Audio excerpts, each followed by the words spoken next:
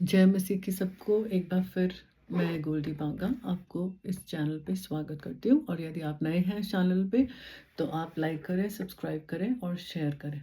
तो आज मैं आपके साथ बांटना चाहती हूँ कि मुझे प्रभु ने एक सेंटेंस दिया कि इजी वाला जीसस चाहिए लोगों को, इजी वाला जीसस तो इजी वाले जीसस किसको किसको चाहिए। मैं आपको तो देख नहीं सकती, मैं लाइव नहीं हूँ। और इसलिए मैं फिर भी, अगर आप बताना चाहते हैं आपको इजी जीसस चाहिए तो टाइप कर दीजिए।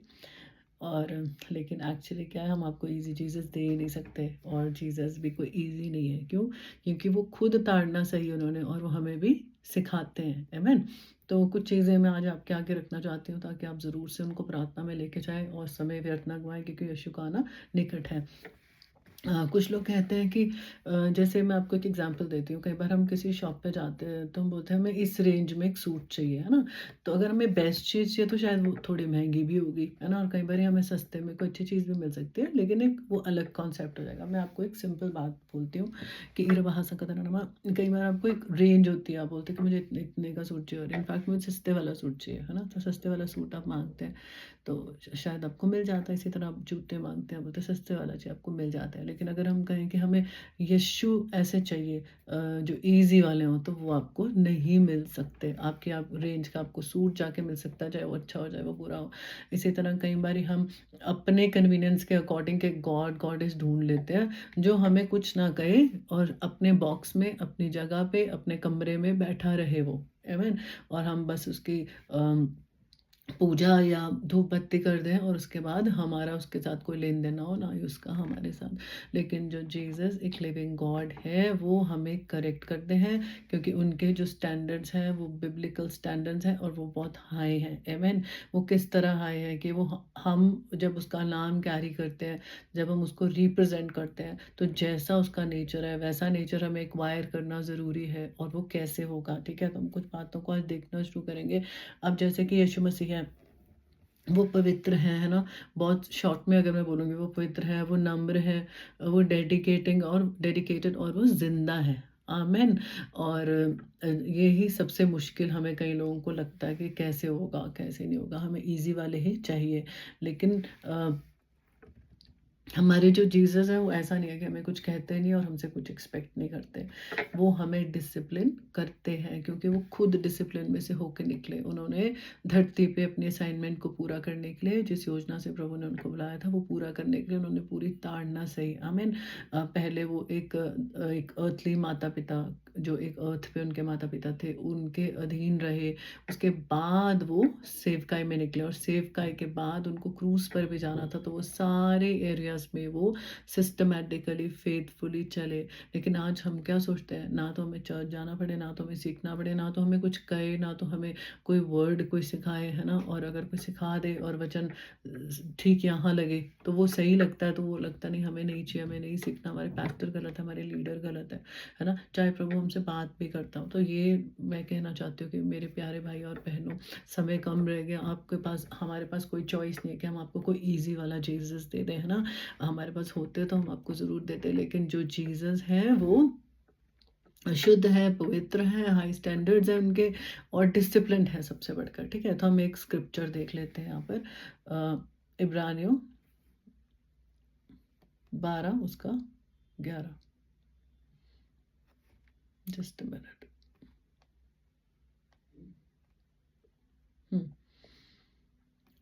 जिस समय ताड़ना दी जा रही होती, उस समय ताड़ना अच्छी नहीं लगती, बल्कि यह दुखद लगती है। किंतु कुछ भी हो, वे जो ताड़ना का अनुभव करते हैं, उनके लिए यह आगे चलकर नेकी और शांति का सुफल प्रदान करता है। आमीन। कहते हैं कि अच्छी तो नहीं लगती है डिसिप्लिन उस टाइम, लेकिन आने वाले समय में क्या होता है, आने वाले आगे चलकर क्या होता है, नेकी और शांति का सुफल प्रदान होता है। नेकी और शांति आपके लाइफ का एक हिस्सा हो जाएंगे, और आपके जीवन में लोग देख सकेंगे कि चाहे इनके साथ कुछ भी कोई गलत करे तो ये नेकी से चलता है। लेकिन मैंने आज तक जो बिलीवर्स के लाइफ में देखा वो ये है कि जब उनको करेक्शन दो, उन्हें कुछ सिखाओ, तो वो आर्ग्यू करते हैं, और कभी भी वो उस बात को मानते नहीं, सीखते नहीं। आमीन। और वही जो उनको करेक्शन दी जा रही है वो भी वो लेना नहीं चाहते। तो मैं कई बार अपनी टीम से कहती थी कि अभी तो आप सिंपल करेक्शन ले नहीं रहे हो, और कल को आपके बारे में जब झूठ बोलेंगे लोग तो आप तब कितने बिटर हो जाओगे, क्योंकि आप सही बातों के लिए अभी तो बिटर हो रहे हो, है ना? तो वो पहले सही बातें सीखना, फिर उसके बाद जब कुछ हमारे बारे में कोई गलत और कड़वा भी कहे तब भी हमें तो क्षमा करके आगे बढ़ना है। हम ग्राहम स्टेन्स की गवाही को जानते हैं, हम यीशु मसीह की गवाही को जानते हैं, और स्टीफन की गवाही को जानते हैं, है ना? जो स्टीफन बाइबल में हम पढ़ते हैं, मैं उतनी डिटेल में नहीं जाऊँगी, अपनी लेटर्स को अच्छे से पढ़िए आप लोग इन दिनों में, ठीक है? तो अरब स्टीफन के बारे में भी आपको मिल जाएगा, और भी आपके क्वेश्चंस आप डाल सकते हैं मैसेज में। I will try to do the messages, आप मेरे को डाल दीजिए मैसेज बॉक्स में। और एक खंदा दरा नरा मैं आपको लिए नेक्स्ट टाइम वो मैसेज भी कर सकते हो आपको यदि कोई डिटेल्स चाहिए तो। अब मैं यहाँ पे आपको बता रही थी कि जो ताड़ना है वो हमारे लिए टफ होती है, और वो हम नहीं चाहते हैं क्योंकि पेन होता है ताड़ना से। जब एक थप्पड़ पड़ता है, या हम जैसे बच्चों को बोलते थे बैठे रहो 1 घंटा और पढ़ते रहो, उठना नहीं है, एग्जाम्स हैं, तो उनको ना चाहते हुए भी बैठना पड़ता था, राइट? एज पेरेंट्स मैं आपको पूछना चाहती हूँ, टाइप कर देना right if I am right. Then why are we running from discipline my dear friends, my dear brothers and sisters? हे प्यारे भाई और बहनों, तो फिर हम क्यों डिसिप्लिन से, है ना, हम क्यों डिसिप्लिन से दौड़ रहे हैं? हालेलुया! हमें डिसिप्लिन से नहीं दौड़ना है, क्योंकि वो आत्मिक जीवन का एक हिस्सा है। आपको मैं एक एग्जांपल देती हूँ, जैसे मान लीजिए आप स्कूल में हैं या आपके बच्चे स्कूल में हैं, तो आपने नॉर्मली सुना होगा कि जो बच्चे बहुत अच्छे से पढ़ते हैं ना, तो बोलते हैं ये बहुत लायक है और ये किसी अच्छी पोस्ट पे लगेगा और अच्छा करियर सेटल होगा, अच्छा कमाएगा, ऐसा बोला जाता है उनके बारे में। लेकिन कुछ लोग होते हैं जो बिल्कुल नालायक होते हैं, तो उनके बारे में क्या कहते हैं कि ये तो बिल्कुल नहीं पढ़ेगा और इसने कुछ नहीं करना ज़िंदगी में। आपने साफ सुना होगा ऐसे पेरेंट्स को बोलते हुए या उसके रिलेटिव्स को बोलते हुए इस बच्चे को। लेकिन कुछ होते हैं जो एवरेज होते हैं, है ना? तो एवरेज के बारे में क्या कहते हैं कि पढ़ लेगा, पास हो जाएगा, चलो 12वीं कर लेगा, चल ग्रेजुएशन तो कर ही लेगा, अपने लायक तो हो जाएगा, ऐसा बोलते हैं। तो मैं हमें एटलीस्ट मिडिल कैटेगरी में फ़ॉल होना पड़ेगा। हमें एटलीस्ट बेसिक चीज़ें प्रभु की सीखनी होगी, जिसके द्वारा हम कर ही ले, हम स्वर्ग में पहुंच ही जाए, चाहे हम घसीट घसीट के पहुंचे, चाहे हम टफ तरीके से पहुंचे, लेकिन हमें उस उतना तो सीखना ही होगा। हम सेवा करें, हम ना सेवा करें, उसके अलग रिवॉर्ड्स रहेंगे, लेकिन हमें बचने के लिए प्रभु की आज्ञाओं को मानना होगा। और वो दर्द दर्द होगा ऑब्वियसली। जब आप अपने बच्चों को थप्पड़ मारते थे तो वो इरिटेट होते होंगे, वो बैक आंसर करते होंगे एट टाइम्स, या रोते होंगे। इसी तरह हमें भी अगर चाहे रो रो के सीखना पड़े, लेकिन हमें सीखना होगा मेरे प्यारे भाई और बहनों। उसके बाद हम देखते हैं कि जैसे कि चर्च है वो एक स्कूल है, ठीक है? तो जब हम चर्च में आते हैं तो प्रभु हमें अपने अपने द्वारा ठहराए गए अगुओं के द्वारा हमें परमेश्वर सिखाता है। कहाँ से सिखाता है? बाइबल से। बाइबल क्या है? एक इंस्ट्रक्शन मैनुअल है। इंस्ट्रक्शन मैनुअल क्या होता है? जहाँ पे इंस्ट्रक्शन दी जाती है लगातार, तो वो उसके द्वारा हमें सिखाया जाता है। तो आपने एक बात नोटिस की होगी कि जब तक आप स्कूल में थे 10th तक आपकी बेसिक स्टडी सेम थी, और फिर 11th में आपको जो स्ट्रीम चाहिए थी आपको सेग्रीगेट आपने किया और आपने अपने स्ट्रीम चुन ली, राइट? लेकिन 10th तक सबको एक बेसिक स्टडी करनी थी। इसी तरह जैसे मैंने आपको बताया, अगर हम उस तरह के बच्चे हों जो एवरेज ही हों, तो कुछ चीज़ें सीखें जो जिसके द्वारा हम एटलीस्ट प्रभु में चल पाएँ और प्रभु को रिप्रेजेंट कर पाएँ, ताकि आने वाले समय में जब हमारा न्याय हो तो हम खरे पाए जाएँ, हम भी बच जाएँ एटलीस्ट। अगर हम दूसरों को ना बचा पाए तो उसके लिए भी हमें एटलीस्ट अपनी 10th तक पढ़ना पड़ेगा, बेसिक स्टडी हमें करनी पड़ेगी। रखंदा धारा नरिया लरबा। लेकिन आज अफ़सोस इस बात का है कि लोग कहते हैं कि हम अपने ढंग से करेंगे। बाइबल में कुछ नहीं लिखा अपने ढंग से। बाइबल ख़ास कहती है मेरे वचन को ना तोड़ना, ना मरोड़ना, ना उसमें से कुछ निकालना, ना कुछ उसमें ऐड करना। आमीन। लेकिन आज लोग क्या करते हैं? रिबेल करते हैं, है ना? वो वचन का कुछ हिस्सा निकाल के अपने ढंग से इस्तेमाल करते हैं। कई बार मैंने नोटिस किया, जब मैं कुछ लोगों को समझा रही होती थी तो बोलते हैं हम ये कर रहे हैं, वो ऐसे कर रहे हैं, हम वो ऐसे कर रहे हैं, है ना? वो भी तो वही है। तो मैंने छोड़ दिया, क्योंकि बाइबल कहते हैं 1 बार समझाओ, 2 बार समझाओ, ना समझे तो छोड़ दो। समझाना छोड़ दिया, ठीक है? मैं लोगों को नहीं छोड़ती, मेरे बहुत सारे रिलेशंस हैं जो सिर्फ मैं ही मेंटेन करती हूँ, आमीन। लेकिन इन दिनों में परमेश्वर कुछ चीज़ों को मुझे दिखा रहा है कि कुछ जो रिलेशंस हैं उनको भी मेंटेन करने दें। अगर तूने इतना सिखाया, इतना किया, तो अब वो उनको मेंटेन करना है कैसे है, वो उनको सीखना होगा। लेकिन अगर उनको मेंटेन करना आता होता तो उनको सीखने की ज़रूरत ना होती, वो मेंटेन करने वाला पार्ट तो ईज़िली हैंडल कर देते हैं। लेकिन उनके अंदर वो 5% भी वैल्यूज़ नहीं थी कि एक रिलेशन भी कैसे मेंटेन किया जाता है, और आत्मिक चीज़ें तो हमारे लिए बहुत ज़्यादा दूर हो जाती हैं कलीसिया। तो आज मैं आपके लिए मैसेज लेके आई हूँ। मैं विश्वास करती हूँ कि आप और बहुत सारे लोगों तक इस मैसेज को पहुँचाएँगे, चाहे आपके फ्रेंड्स हों जो कि बिलीवर्स ना भी हों, उनके लिए भी बहुत ज़्यादा ये फ़ायदेमंद रहेगा। तो हम देखते हैं कि लोग रिबेल करते हैं, ठीक है? और वो कह देते हैं कि वचन से कुछ भी निकाल लेते हैं। लेकिन हम यीशु के बारे में क्या देखते हैं मेरे प्यारे भाइयों-बहनों? He was obedient till death. जैसे मैंने बताया, माता-पिता के अधीन रहा, 3 साढ़े 3 साल सेवा की और सेवा के बाद क्या था? धरती पे रह के उसके बाद क्या था? Obedient till death. He learned obedience through what he suffered. You can read Philippians chapter 2. Yeshu Masih discipline he learn discipline through what he suffered. वो सफरिंग सह सह कर, दुख उठा उठा कर आज्ञा माननी सीखे। आमीन। तो उन्होंने जब दुख उठा उठा कर आज्ञा माननी सीखी, तो आप कैसे चाहते हैं कि आप एकदम से आगे चले जाएं, या फिर अपनी मर्जी करें, या फिर एकदम मिनिस्ट्री में चले जाएं?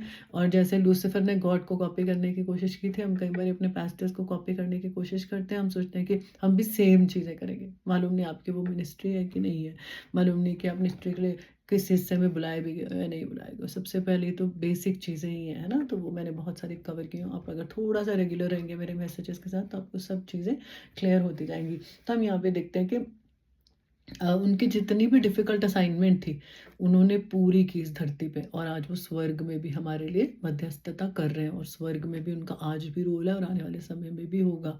आमीन। तो वो उनको मिल गया, उनको आज पिता के दाहिने हाथ बैठने को मिल गया, वो अधिकार मिल गया। कैसे? जब उन्होंने पिता की आज्ञा को माना। अगर आप और मैं, हम कई बार बोलते हैं कि ये नहीं हो रहा, ये शैतान नहीं जा रहा, ये प्रॉब्लम नहीं ख़त्म हो रही, तो हमने अपना अधिकार को ही खो दिया है। हमें वो एक तरह से दाहिने हाथ पे बैठने वाला अधिकार, मैं एक एग्जांपल दे रही हूँ आपको, एक जय का अधिकार हमने खुद से ही शैतान को छीनने दिया, या अपने शारीरिक कामों के द्वारा छीनने दिया। तो अगर हम अपनी मर्जी को ही पूरा करते रहे, तो हम परमेश्वर के साथ भागीदार नहीं हो पाएंगे कलीसिया। तो हमें क्या करना है आज? हमें पूरी रीति से प्रभु के पीछे चलना है, आज्ञाओं को मानना है, कलीसिया जाना है, रबाहासा का तरनमा फेलोशिप करना है, संगति करना है। आमीन। उससे भी बढ़कर आज्ञा मानना है, एक दूसरे का आदर, अपने दासों का आदर, प्रभु के ठहराए गए दासों का आदर, ये सब हमें करना है। आमीन। हम देखते हैं इब्रानियों 5 उसका 7 से 9।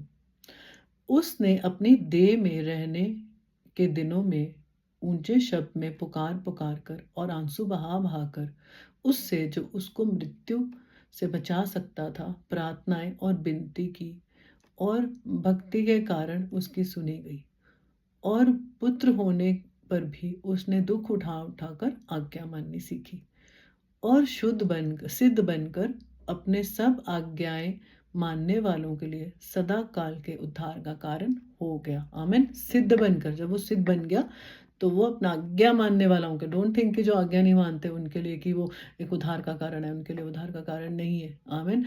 आज्ञा मानने वालों के लिए उद्धार का कारण और सदा काल के लिए बन गया। आमीन। तो आज्ञा माननी बहुत ज़्यादा ज़रूरी है, और उन्होंने दुख उठाकर, उन्होंने ग्रोनिंग्स के साथ प्रार्थना की, प्रभु को पुकारा, जैसे जैसे ज़रूरत थी। आप सब लोग जानते हैं, जब यीशु मसीह ने क्रूस पे जाना था, तो गतसमनी के बाग में उन्होंने प्रार्थना की कि पिता, हो सके तो ये प्याला मुझसे ले ले, लेकिन मेरी नहीं तेरी इच्छा पूरी हो। आमीन।